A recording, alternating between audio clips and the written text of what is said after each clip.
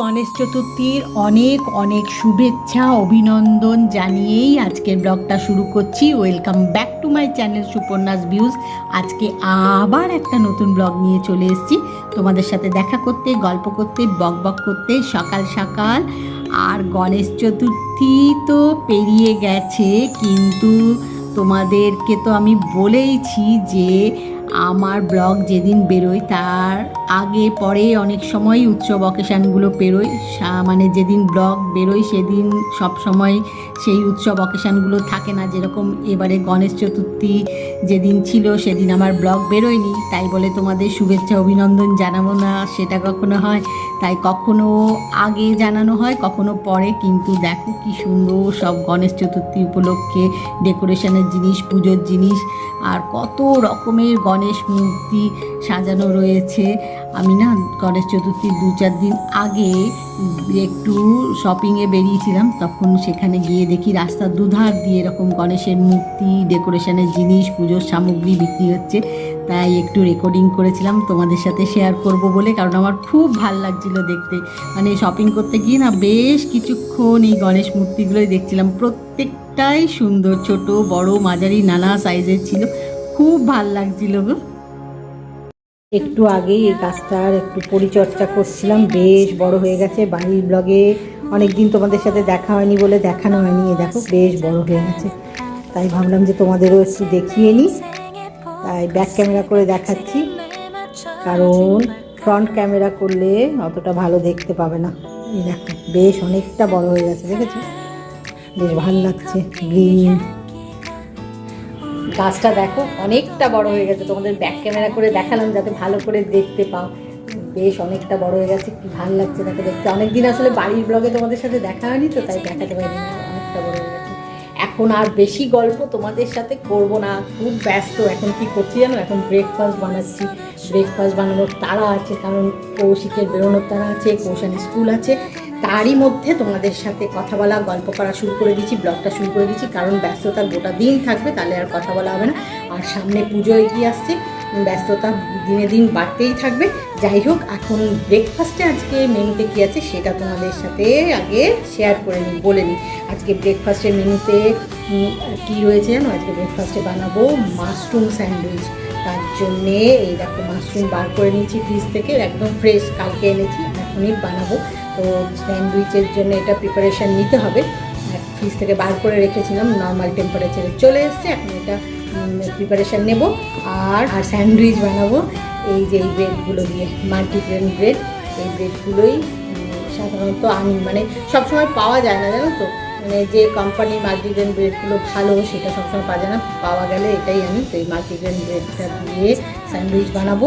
আর সাথে রয়েছে boiled egg, boil হয়ে গেছে, অনেকগুলো রয়েছে, একটা তুলে দেখালাম। খোসা ছাড়ানো হয়নি এখনও, খোসা ছাড়াবো। 2-1টা হয়েছে, সবগুলো না, 2-1টা হয়েছে। আর সাথে রয়েছে মুসুম্বি, এটাও জুস বানাবো। এখন বানিয়ে রাখবো না, আগে স্যান্ডউইচ বানিয়ে নেবো, কারণ আমি ফল আগে থেকে কেটে রাখি না, ধুয়ে রেখেছি সব। আর এখন রয়েছে এই রয়েছে আজকে ব্রেকফাস্টের মেনু, এটাও কাটবো, কিন্তু এখন না, আগে স্যান্ডউইচ বানাবো, তারপরে স্যান্ডউইচ খেতে খেতে এটা বানিয়ে নেব। যাই হোক, আর এখন বেশি কথা বলবো না, বুঝতেই পারছো প্রিপারেশান নিতে হবে।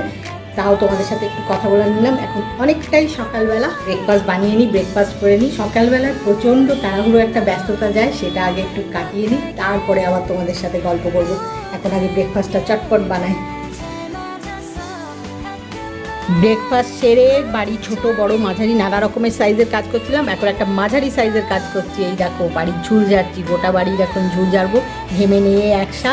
সামনেই পুজো আসছে, বাড়ি ক্লিনের একটা বিরাট পর্ব থাকবে না। ঝুল ঝাড়া ক্লিন সবসময় হয় 12 মাস, কিন্তু পুজোর সময় একটা স্পেশাল কেয়ার নিয়ে হয়, সেটা শুরু করে দিয়েছি বলতে পারো। লাঞ্চের প্রিপারেশান নেওয়া শুরু করে দিয়েছি। এইটা হলো পাবদা মাছ, এখনও প্যাকেট থেকে বার করিনি, বার করার আগে তোমাদেরকে একটু দেখাচ্ছি। এবারে ক্লিন করব। আরেক রকমের মাছ আছে, সেটাও দেখাচ্ছি, দাঁড়াও একটু অপেক্ষা করো, এটা আগে দেখিয়ে নিই ভালো করে। এই যে এটা হলো চিংড়ি মাছ, এটাও ক্লিন করিনি, এটাও ভালো করে ক্লিন করব। 2 রকমের মাছই অল্প পরিমাণ করে করব, বেশ অনেকটা আছে, 2 রকমের করব বলে বেশি করে করব না। 2 রকমের মাছ অল্প করে করব, বাকিটা ধুয়ে ভালো করে ক্লিন করে ফ্রিজে তুলে রেখে দেবো। এখন ক্লিন করব, তার আগে তোমাদের সাথে একটু শেয়ার করে নিলাম, দেখিয়ে নিলাম এই লাঞ্চের প্রিপারেশান নেওয়া শুরু করে দিচ্ছি। সেটা তোমরা বুঝেই পেরেছো, একটু আগে তোমাদের সাথে শেয়ার করলাম যে আজকে কী ফিশ রান্না করব। এখন ভেজিটেবল নিয়ে পড়েছি, কী ভেজিটেবল রান্না করব। নানা রকমের ভেজিটেবল আছে, আর বেশি দিন থাকলে কেমন একটু হয়ে যায় না, তো সেটাই চিন্তা করছি। মানে মিক্স ভেজিটেবল করে দেবো ভাবছি, কারণ এই গাজর, বিনস, হ্যাঁ, তারপরে টমেটো তোমাদের একটা করে তুলে দেখাচ্ছি, কুমড়ো, তারপরে এই যে কাঁকরোল, তারপরে তোমার ঝিঙে, পটল, মানে সবই রয়েছে। এই যে পটল সব আছে, কি নেই। আবার বাঁধাকপি আছে, একটা বড় একটা ফুলকপি আছে। ফুলকপিটা বাঁধাকপিটা বার করিনি, একটা ছোট্ট কাটা বাঁধাকপি রয়েছে, মানে এটা একটু করেছিলাম রয়েছে, সেটা বার করেছি।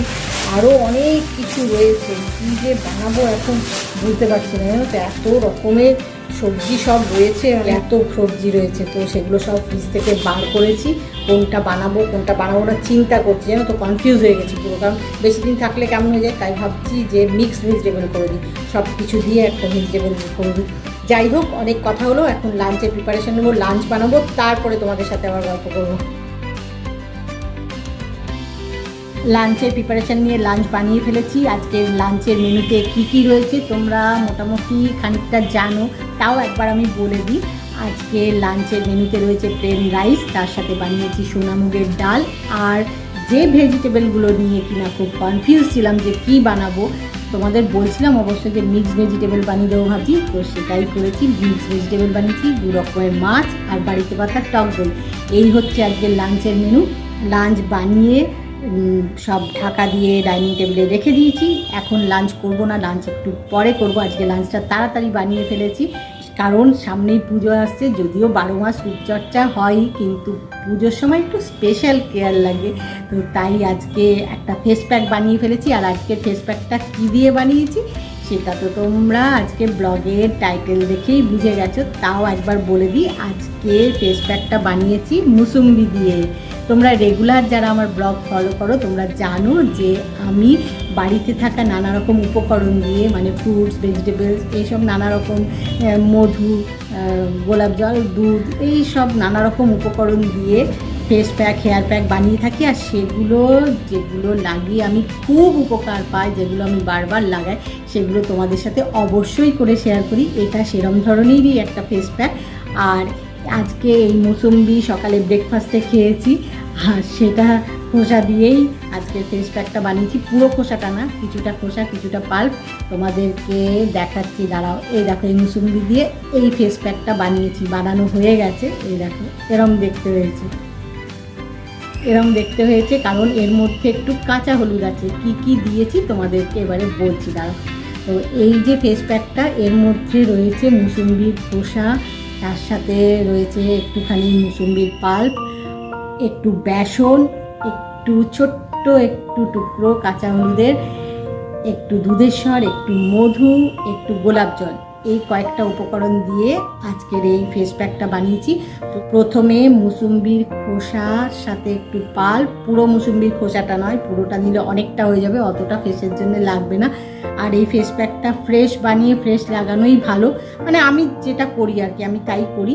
তো একটুখানি মুসুম্বির খোসা, মুসুম্বির পাল্প নিয়েছি, তার সাথে একটু কাঁচা হলুদের টুকরো, সেটা দিয়ে ভালো করে আগে পেস্ট বানিয়ে নিয়েছি একটা। তারপরে তার সাথে একটু বেসন, একটু দুধের স্বর, একটু মধু, একটু গোলাপ জল দিয়ে সেটাকে আবার করে ভালো করে মিশিয়ে নিয়েছি।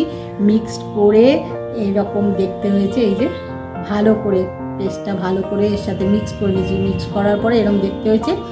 এখন এটা ফেসে লাগাবো, তার আগে ফেসটা ভালো করে ক্লিন করে নেবো ফেস ওয়াশ দিয়ে। তারপরে এটা ফেসে লাগিয়ে হাফ অ্যান আওয়ার মতো রেখে দেবো। পরে ভালো করে ফেসটা ক্লিন করব, ক্লিন করে তারপরে ফ্রেশ হব, তারপরে লাঞ্চ করব। তো আর এখন কথা বলছি না, কারণ ফেস প্যাকটা লাগানোর পরে কথা বলা ঠিক না, সেটা আমি তোমাদের সবসময় বলি যে কোনো ফেস প্যাক লাগিয়ে কথা না বলাই ভালো, কারণ স্কিনের ওপরে সেটা একটা চাপ পড়ে।